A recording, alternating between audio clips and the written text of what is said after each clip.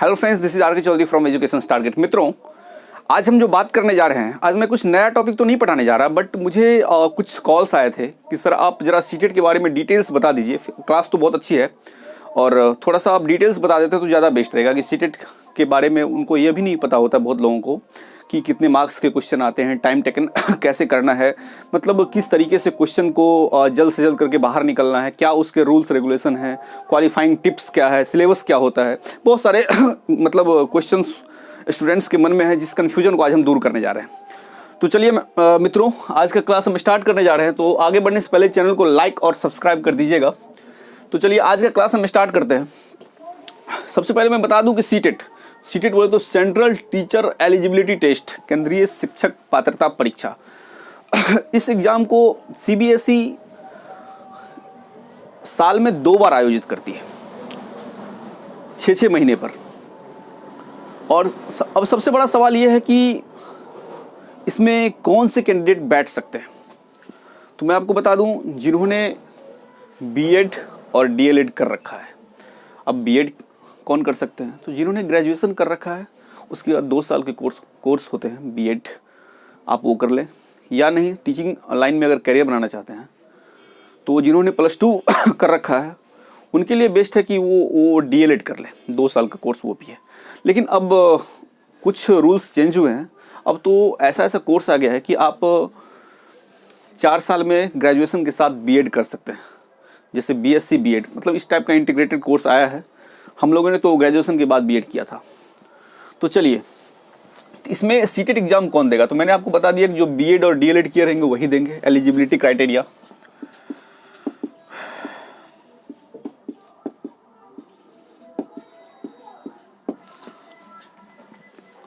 Next certificate validity क्या है? देखिए, पहले जो भी लड़का या स्टूडेंट्स सीटेट एग्जाम को क्वालिफाई करते थे तो उस समय, आज से 1 साल पहले तक 7 ईयर ही सीटेट और सर्टिफिकेट की वैलिडेशन होती थी। बट अब ऐसा नहीं है। अब एक न्यू रूल आया है, इसको गलत साबित किया गया है। और अब जो सीटेट पास करेंगे जो भी कैंडिडेट, तो लाइफ टाइम रहेगी वैलिडिटी। ये बहुत ही बड़ी न्यूज़ है, बहुत ही अच्छी न्यूज़ भी है। मतलब आपको बार बार जैसे 7 ईयर तक अगर आपको नौकरी नहीं लगती थी तो फिर से आपको सीटेट क्वालिफाई करना पड़ता था, बट अब ऐसा कुछ नहीं है। अब आप एक बार अगर सीटेट क्वालिफाई करते हैं तो आप लाइफ टाइम के लिए मान्य होंगे। Okay, next. तो अब सवाल ये होता है कि आपने एलिजिबिलिटी क्राइटेरिया देखा, आपके पास बीएड था या डीएलएड था, तो आप जो है सो इस एग्जाम में बैठा, ओके, जिसकी वैलिडेशन लाइफ टाइम थी। अब एग्जाम आप क्वालिफाई कर जाते हैं, ठीक है, तो कैरियर अपॉर्चुनिटी क्या, मतलब इससे क्या कैरियर में बेहतर करने का क्या ऑप्शन बनता है, कैसे बनता है? बहुत लोग बीएड कर लेते हैं, टेट एग्जाम भी पास कर लेते हैं, लेकिन उन्हें यह भी पता नहीं होता है कि इससे किस तरीके से हम ऊपर उठ सकते हैं, अपनी लाइफ को ग्रो कर सकते हैं। तो देखिए, कैरियर अपॉर्चुनिटी की बात, इसमें सबसे बेस्ट कैरियर माना जाता है केवीएस, एनवीएस। ये जो 2 पोर्शन है ना, भारत सरकार का जो है सो मतलब सेंट्रल गवर्नमेंट का जॉब है और बहुत अच्छी सैलरी भी होती है। 1 to 5 के टीचर के पेमेंट 40,000 प्लस 50,000 के आसपास होते होंगे, क्योंकि मैंने 2 साल पहले सुना था कि 35,000 या कुछ से स्टार्टिंग हुआ करता था, और 6 to 8 का तो उससे भी बेहतर रहता है। और भी मतलब जैसे आर्मी स्कूल का जो मतलब आता है, बहुत सारे आते हैं। तो आपको इस कैरियर अपॉर्चुनिटी के लिए केवीएस एनबीएस तो सबसे बेस्ट ही माना जाता है। बट अगर यहाँ पे नहीं भी बनता है सीटेट, अगर आप क्वालिफाई है तो सुपर टेट का मौका मिलता है। जैसे मान लीजिए यूपी टेट का, आपने बहुत सुना होगा यूपी सुपर टेट के बारे में। देखिए, या तो पहला एग्जाम जो होता है, अब पहले क्या था कि आप कोई एक एग्जाम क्वालिफाई करते थे और टीचर बन जाते थे।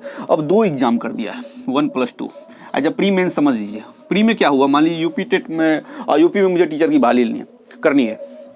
उसमें क्या होता था कि पहले आप सीटेट क्वालिफाई थे और यूपी टेट ये भी क्वालिफाई हो जाते थे, तो समझिए कि पहले नौकरी मिल जाती थी। बट अब ऐसा कुछ नहीं है, ये आपका एक फेज गुजरा आपका। नेक्स्ट में सुपर टेट होता है, as a general competition based exam. ये बहुत डेंजर एग्जाम माना जाता है।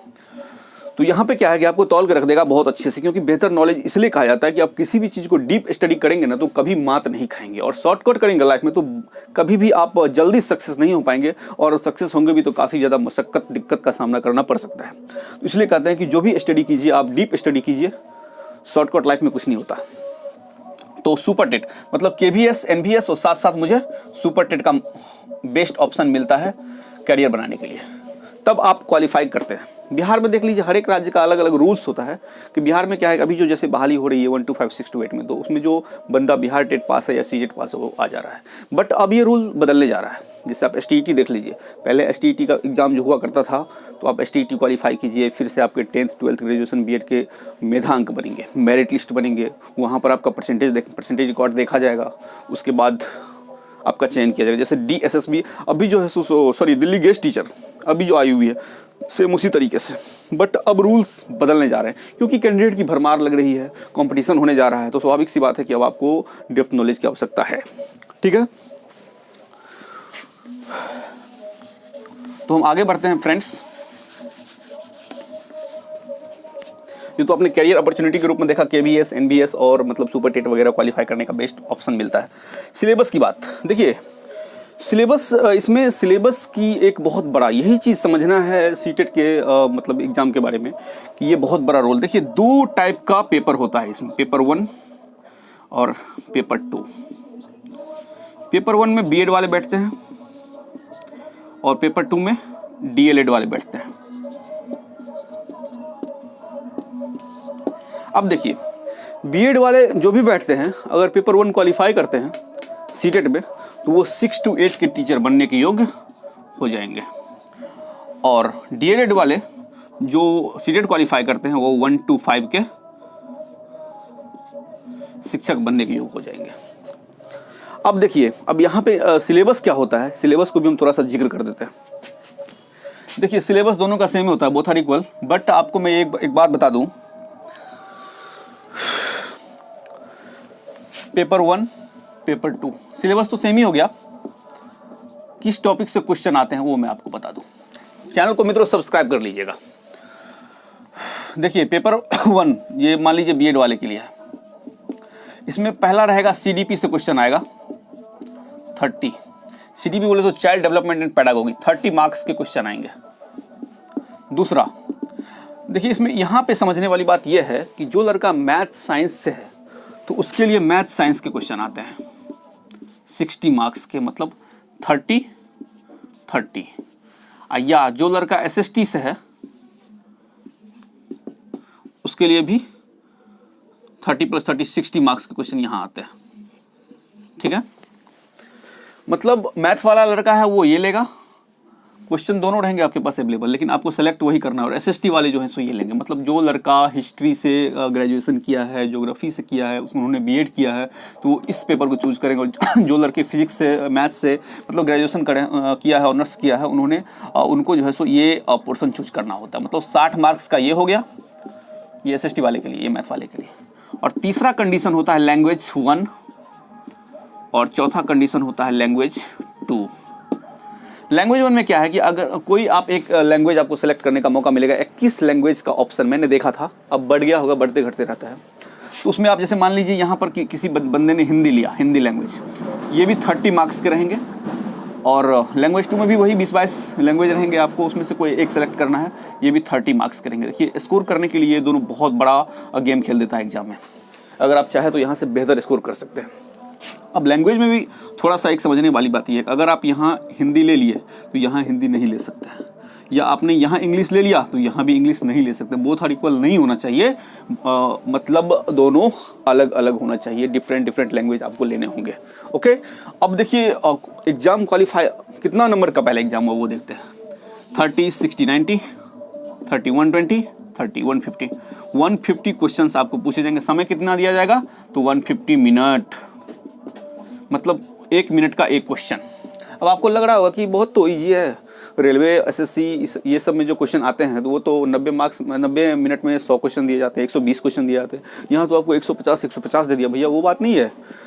यहाँ पे क्या होता है ना कि इसमें सबसे बड़ा गेम चेंजर ये सब्जेक्ट है, child development and pedagogy. 30 marks के BEd में आपने जो भी पढ़ा है, DLED में जो भी पढ़ा है, वहाँ से क्वेश्चन आते हैं। और इस क्वेश्चन इतना बड़ा रहेगा आपको कि मतलब 2-3 बार एक क्वेश्चन को पढ़ना पड़ता है, रीड करना पड़ता है, क्योंकि बहुत ज़्यादा कॉम्प्लिकेटेड पॉइंट्स होते हैं, उसको देखना होता है। ये आपके बहुत ज़्यादा टाइम ले लेते हैं। यहाँ पर अगर आपने 20+ कर लिया ना तो फिर समझिए काम बन गया आपका।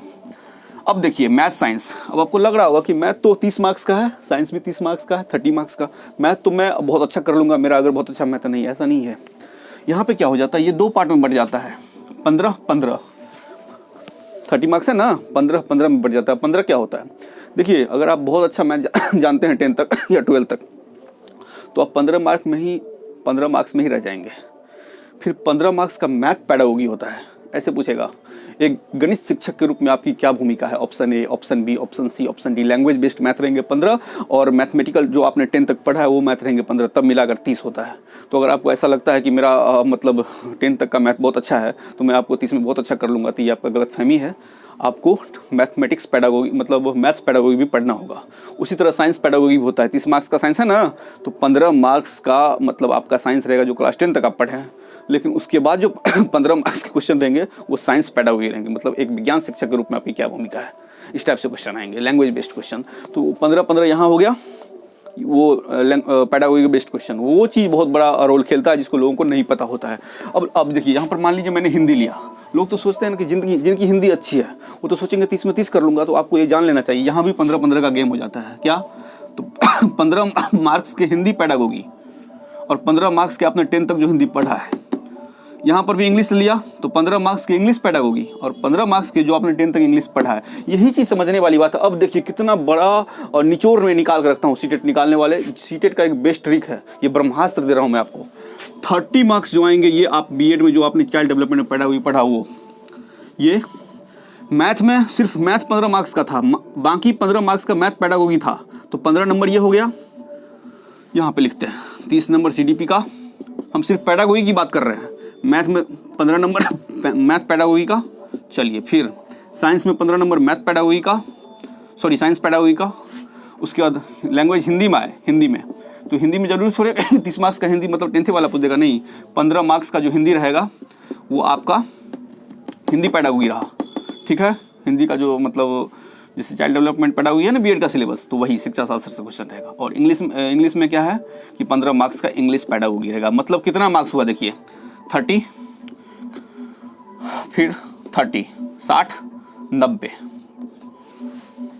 मतलब 150 नंबर का जो आपका सीटेट का एग्जाम था उसमें 90 मार्क्स का जो क्वेश्चन आया वो सिर्फ पेडागोगी पार्ट से आया। जो बंदा इस चीज को समझ लिया ना और इसको बेहतरीन स्टडी कर ली, वो सीटेट उससे कभी बचने वाला नहीं है।